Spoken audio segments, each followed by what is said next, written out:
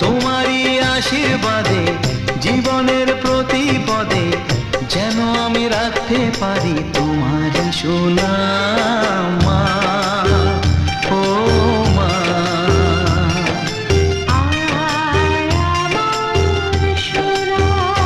ও স্নেহের ছায়ায় ভালোবাসায় ঢেকে রাখে যে, অনেক জ্বালাশয় বুকে জড়িয়ে রাখে যে, তারই আঁচলে মুখ লুকিয়ে রেখে জীবন আমার কাটিয়ে দেব তোমায় দেখে মা।